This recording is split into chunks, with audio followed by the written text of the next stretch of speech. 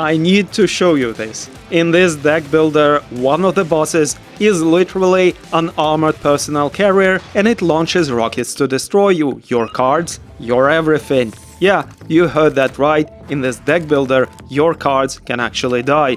Operatives Revolve just dropped its demo, and this is not your typical deck builder. Every card you play has its own health, enemies shoot, pierce, and bomb your cards until they are destroyed, and your operatives aren't always safe either. I watched my carefully upgraded hand get obliterated by the red-eyed Patriarch, and I genuinely felt that loss. The solo dev behind this really nailed the physical weight of combat.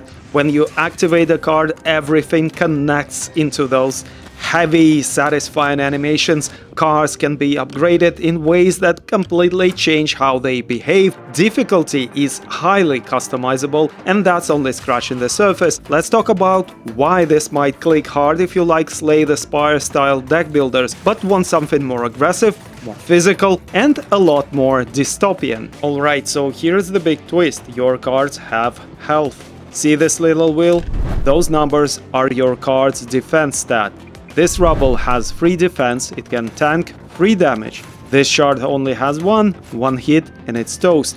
And when that defense hits 0, your card is destroyed. Not discarded, destroyed. Watch what happens when the enemy attacks my rubble. It doesn't go to your discard pile, it goes to the destroy pile. You can draw it again until both your draw and discard piles are empty. This completely changes how you play. Do I risk my high damage card, where the enemy is attacking, to save my health? Or sacrifice a DPS card instead? Every turn is this risk-reward balancing, and this decision happens every single turn. Combat works in phases. Every turn starts with draw phase. You draw up to 4 cards and place them left or right. Each side holds up to 5 cards. Here's the mind game. The enemy doesn't show their attack until after you place your cards. Once you confirm, they reveal their intent. You can rearrange freely after, no stress. Now it's your turn. You get free energy each turn. Drag a card upward to charge it, click an enemy to launch. Energy management is crucial. Go all in now or save for later. Let's see what happens. But here's where this game goes from pretty cool to this is why people will love this. The chain system. Some cards buff other cards on the same side. Watch what happens when I play SP Rocket first. SP Rocket deals 3 damage, but it gives every card on my right side plus 2 damage. Now my 5 damage shard hits for 7, my 3 damage rubble hits for 5. That's 12 damage from cards that normally do 8, and that's just a basic combo. And then there is react cards. These activate automatically during chains when you meet conditions. The Huntress has this stab card that triggers for free whenever you deal enough damage, free just for planning well. This chain system is what elevates Operatives Revolve. Every placement, every attack order, it all matters. You are orchestrating combos. Speaking of which, let's talk about who you are playing as.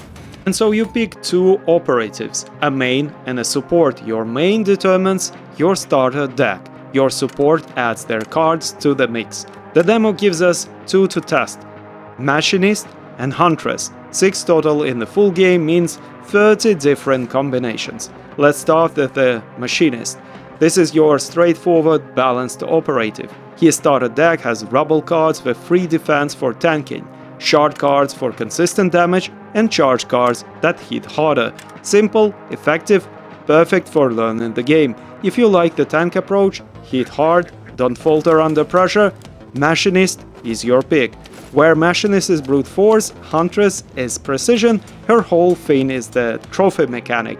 Deal high damage, and react cards trigger automatically for free. Her starter deck has cheap spear cards, ambush for damage buffs, and those react cards that activate during combos.